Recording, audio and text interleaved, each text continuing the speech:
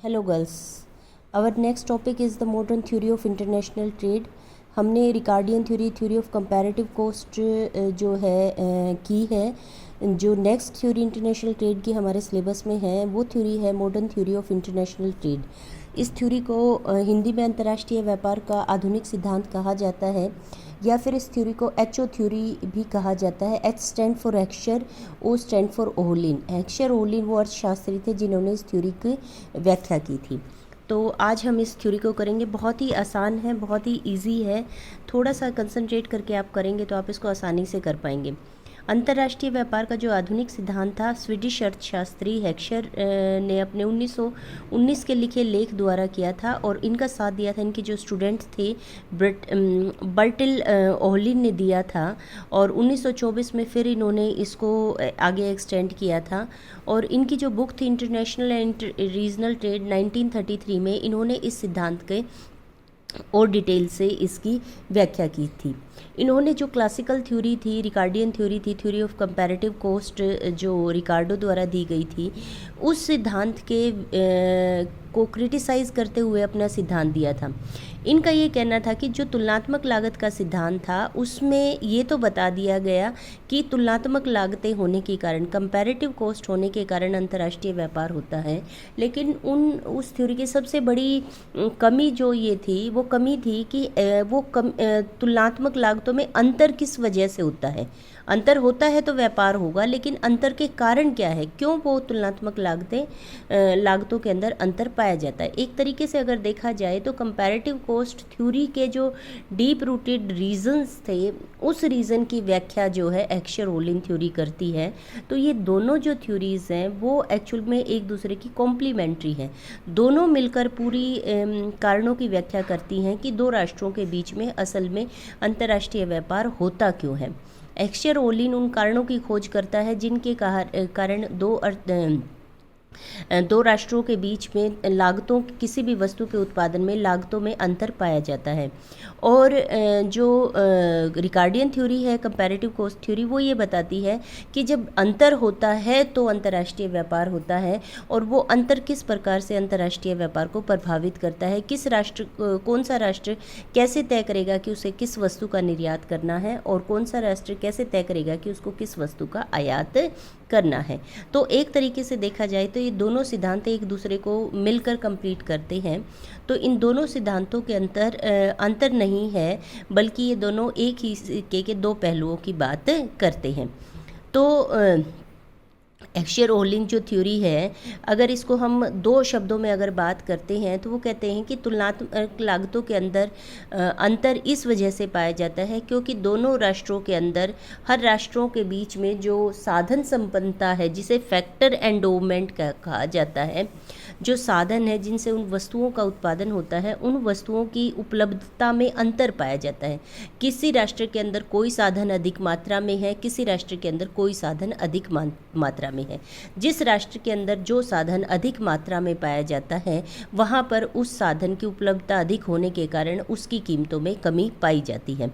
तो factor endowment की जो थ्योरी है वो कहती है, मॉडर्न थ्योरी, तो मॉडर्न थ्योरी कहती है कि लागतों में अंतर का मुख्य कारण है कि साधनों की उपलब्धता में, या जिसे हम साधन संपन्नता या फैक्टर एंडोवमेंट कहते हैं, उस फैक्टर एंडोवमेंट के अंदर डिफरेंस पाया जाता है। डिफरेंट कंट्रीज़ के अंदर डिफरेंट एंडोवमेंट पाया जाता है।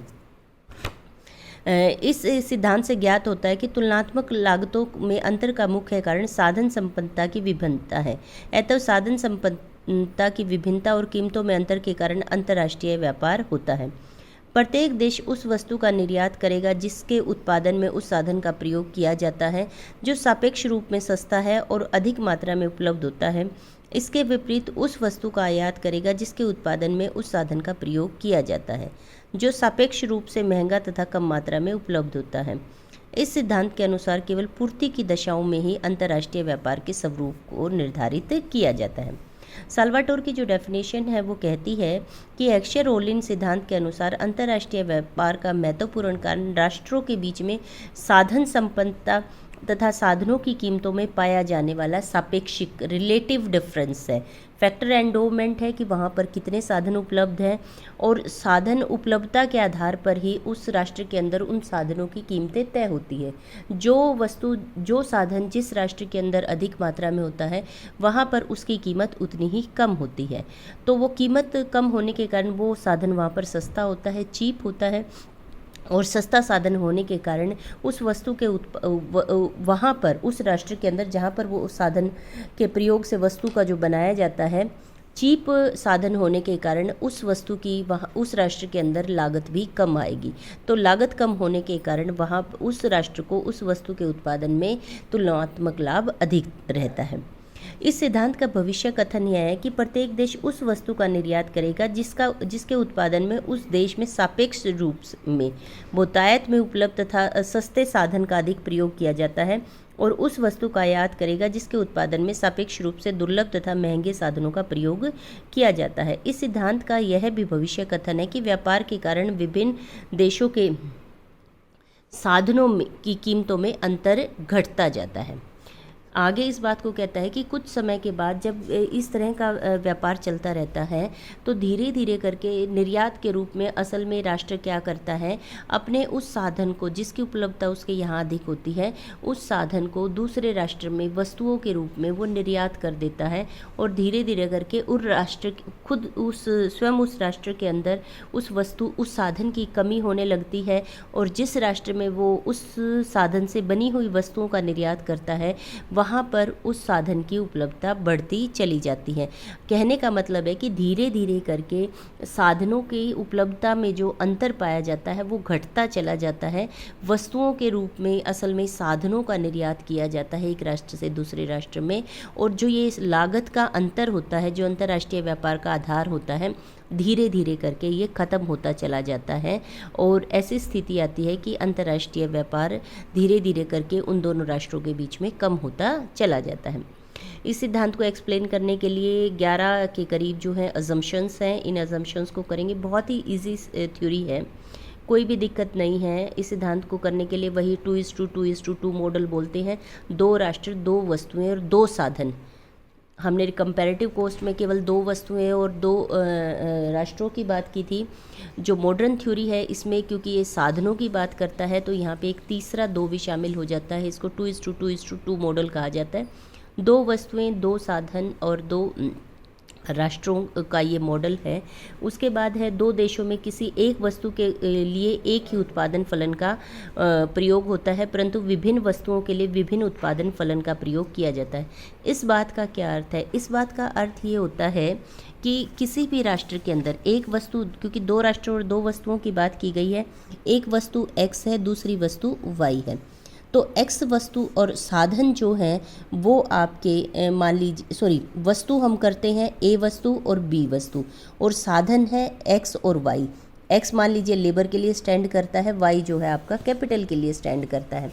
तो x a वस्तु के लिए जो साधन मान लीजिए कम्बिनेशन है कि आपको 3 इकाई x की लेबर की चाहिए है और 4 इकाई आपकी कैपिटल की चाहिए है। ये आपका क्या है? ये आपका प्रोडक्शन फंक्शन है कि जब आपको x वस्तु का उत्पादन करना है तो आपको 3 इकाइयाँ लेबर की और 4 इकाइयाँ जो है पूंजी की लगानी पड़ेगी, तब जाकर आपकी x वस्तु का 1 इकाई का उत्पादन होगा। तो ये उत्पादन फलन है x वस्तु का।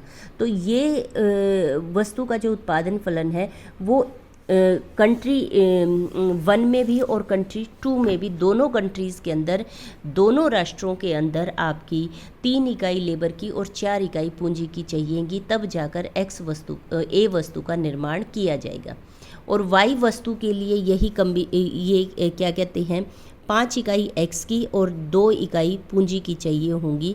तो इसका मतलब ये है कि चाहे आपकी कंट्री ये A कमोडिटी के लिए है और ये आपका B कमोडिटी के लिए है, दोनों राष्ट्रों के अंदर दोनों राष्ट्रों के अंदर एक वस्तु का उत्पादन फलन तो सेम रहेगा, और एक ही राष्ट्र के भीतर 2 वस्तुओं के उत्पादन फलन अलग अलग रहेंगे।